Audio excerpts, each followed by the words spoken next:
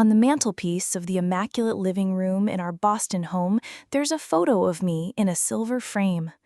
In it, I'm wearing a starched white coat, smiling with the kind of calm serenity my parents so admire, holding a heavy human anatomy textbook.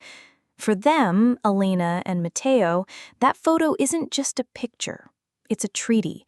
It's the silent promise that the years of sacrifice, the long nights working 2 jobs, and the courage to leave everything behind for an uncertain future in America were all worth it. That photo is the Sofia they know, the future doctor. What they don't know is that the real Sofia only comes to life after midnight in a basement downtown to the sound of beats they would never hear. And my life is about to change, depending on which Sofia I choose to betray. The world inside my home is a sanctuary of discipline. Dinner is served promptly at 7, and the conversation inevitably revolves around my academic life at the prestigious Boston University School of Medicine. My father mentions a friend's son who was just accepted into a surgical residency program. My mother asks about my biochemistry exam. I answer everything with the calmness and confidence they expect, describing the challenges in a way that makes them proud of my resilience. I am the embodiment of their dream. When I get up from the table to leave, the lie I tell is small, polished, and plausible. I'm going to a study group at the library. I'll be back before 11.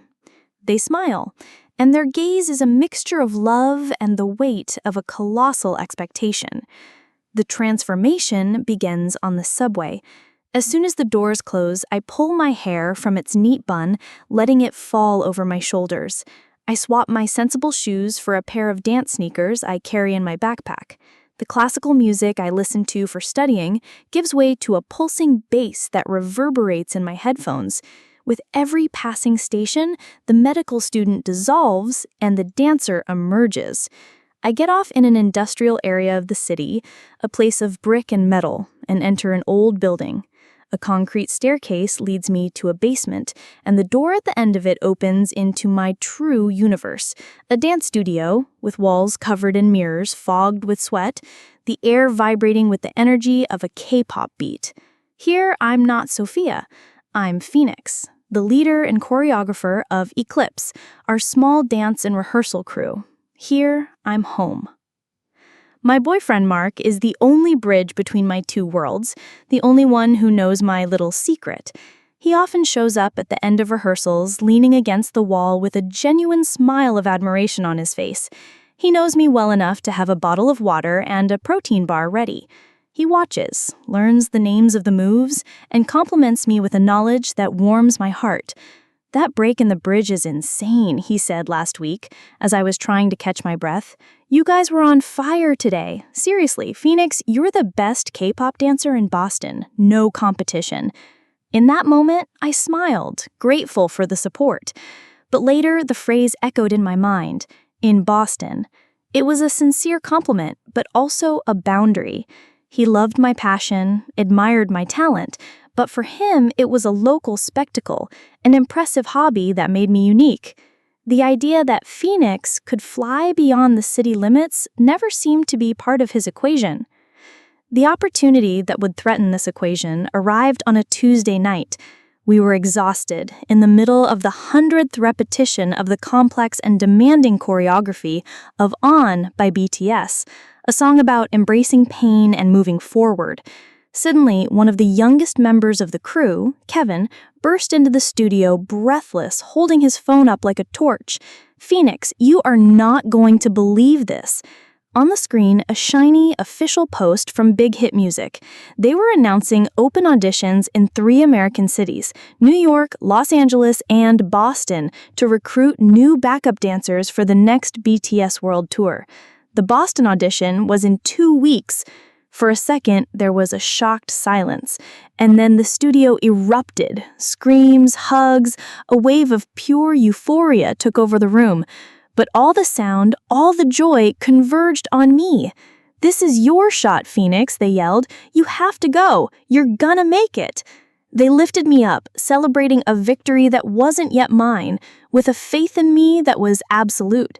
And in the midst of their celebration, the world around me went into slow motion.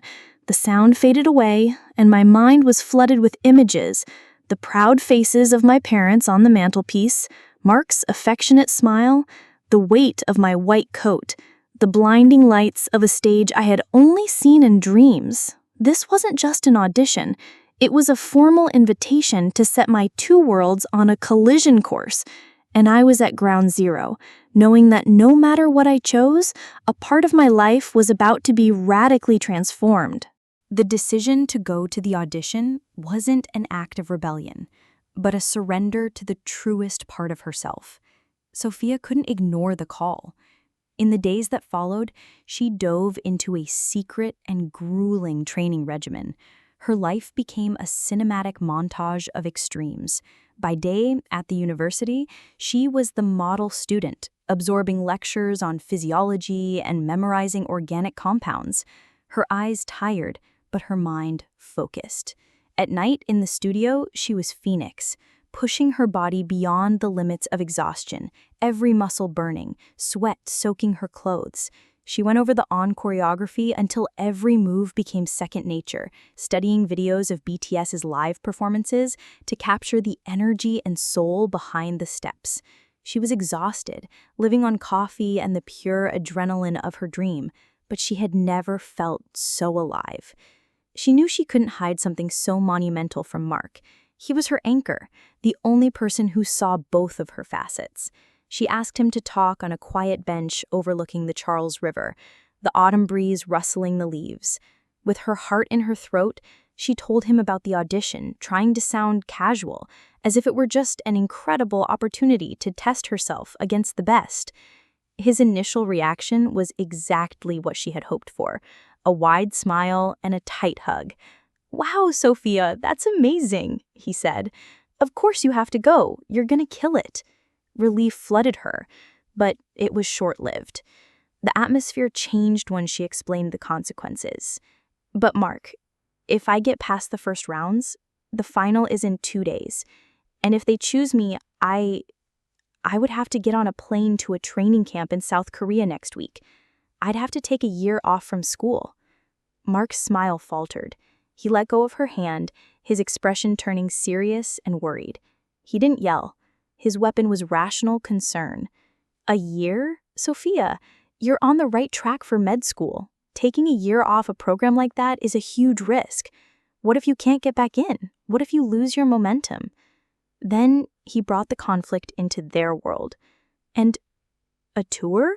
You'd be on the road for months. I love you, but I don't know how us works with you on the other side of the world living that life. I'd miss you like crazy." He didn't forbid her. He made her feel irresponsible and selfish for even dreaming it. On the day of the audition, the air in the massive Dawn studio vibrated with a mixture of panic and ambition. Hundreds of incredible dancers warmed up, each with an expression of absolute focus. For the first time, Sofia wasn't the best in the room. She was just one more in a sea of talent. But when her number was called and she stepped on to the center of the wooden stage under the bright lights, the fear dissolved. The judges, including a famous choreographer she only knew from YouTube, stared at her with impenetrable expressions. The beat of mic drop exploded from the speakers, and Sofia danced. She danced the frustration of her two lives, the passion she kept secret, the pain of Mark's doubt. Every move was sharp. Every expression was genuine. She was no longer a cover dancer. She was an artist telling her own story. At the end, the silence in the room was broken only by the sound of her own ragged breath. The first turning point came in the form of a nod from one of the judges. She passed, but the internal celebration was short. The head choreographer called her aside. "You have raw talent, kid, but talent isn't enough. This world demands total sacrifice. The final callback is in 2 days. If you're chosen, we don't give you time to think. You'll be on a flight to Seoul in less than a week to start training. This means putting everything in your life on hold. Family, school, boyfriend, everything. think hard if this is what you really want. The dream was no longer a distant possibility. It had become an ultimatum, an immediate choice that required the annihilation of one of her lives. With the weight of this decision crushing her shoulders, Sofia knew she had to face her biggest fear, telling her parents the truth. That night, she sat with them in the living room, the photo on the mantelpiece seeming to mock her. With a trembling voice, she confessed everything: Phoenix, Eclipse, the years of secret rehearsals, and finally, the audition. The reaction wasn't anger, but something much worse: a quiet, profound disappointment. Tears streamed down her mother's face. Her father, Mateo, looked at her with a pain that broke her in two. "We sacrificed everything, Sofia, for you to have an education, a respectable future, and you were playing at being an artist? This is a child's fantasy." They didn't see the passion, only the risk. They didn't see the art, only the instability. The conversation ended with a command. "You are a medical student. That is your life. You will not go to this final callback. End of discussion." Devastated, feeling like a stranger in her own home, Sofia ran to the only safe harbor she thought she had left: Mark. She found him at his apartment, the tears finally falling, and told him about the terrible conversation with her parents. She expected a hug, comfort, an ally. Instead, she found the final wall. This was the second turning point, the moment the ground gave way. Mark listened calmly, and instead of defending her, he sided with her parents, but for his own reasons, because he didn't want to throw away what they had built. "Babe, maybe they're right," he said, his voice soft and rational. "I love you, and I love that you dance, but this is different. I've been thinking a lot. I can't do a long-distance relationship with you traveling the world with a bunch of pop stars. It's not the life I want for us." He held her hands, his touch now feeling like a cage. "So you have to choose. It's this fantasy, or it's me. It's us." His ultimatum, combined with her parents, left her completely cornered. She had no allies left. She was utterly alone, trapped between the life they wanted for her and the life she wanted for herself, knowing that any choice would result in a devastating loss. As expected, Sofia was approved. The world opened up to her, a mix of emotions of extreme happiness, her parents' pain, and the end of the relationship. It was very controversial for her. The climax of Sofia's decision wasn't an act of surrender, but of courage. Faced with the ultimatums from her parents and Mark, feeling cornered, she took the only path that would allow her to live without the poison of what if. She chose herself. The goodbye was one of the hardest things she had ever done. To her parents, she didn't leave a letter of rebellion, but a promise whispered through tears that she would make their sacrifice worth it, one way or another. To Mark, the conversation was a painful acknowledgement that their paths were diverging. "I love you too much to ask you to wait," she said, her voice thick with emotion. "And I love myself too much not to go." It was a goodbye without guarantees, the painful collision of a great love and an even bigger dream. The next day, she signed the contract.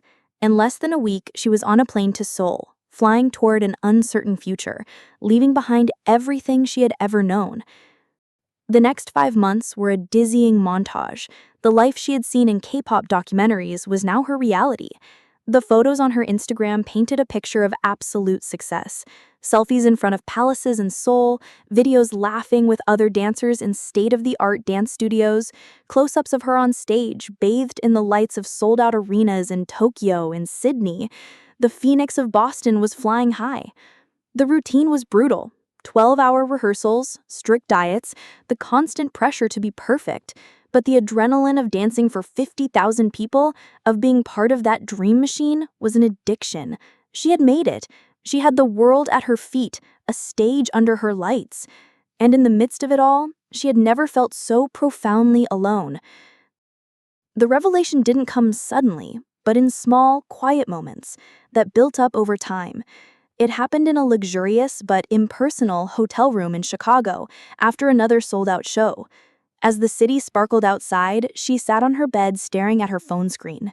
She saw a picture her ECLE friends had posted, all of them together for a game night in their old studio, the genuine, messy joy on their faces. She saw a picture of Mark with his friends at a Red Sox game, his smile a little forced. And then she looked at her own perfect posed photos, each one receiving thousands of likes from strangers. For the first time, the Instagrammable life felt like what it really was, a facade. The applause of an anonymous crowd didn't feel as warm as her father's hug. The room service food didn't taste like her mother's cooking. She began to see behind the scenes with different eyes. She saw the fierce, silent competition between the dancers, the way everyone's personal life was rigidly controlled to protect the group's image, the pressure to maintain an unrealistic weight and a constant smile, even through exhaustion. The art she loved was there, but it was packaged in an industry that demanded the perfection of a machine. She remembered the feeling of teaching Kevin, her friend from ECLE, how to nail a difficult step, their laughter when they got it wrong. She remembered arguing with Mark over which movie to watch on a Friday night. She remembered the feeling of belonging, not to a global show, but to a small community in Boston. She had achieved the dream, but she realized the dream was just the stage. Real life happened off of it. Her epic redemption was quiet and personal. From that hotel room in Chicago, she made a call to the head choreographer, with a calmness and maturity she didn't possess 5 months earlier. Sofia thanked her for the opportunity of a lifetime, but explained that she needed to go home. "I had to fly across the world to understand where my heart truly belongs," she said. "And it belongs in Boston." There was no drama, there was mutual respect. She finished her leg of the tour with professionalism and gratitude, and then took the flight back, not as a retreat, but as a conscious choice. The reunion with her parents was filled with a raw emotion.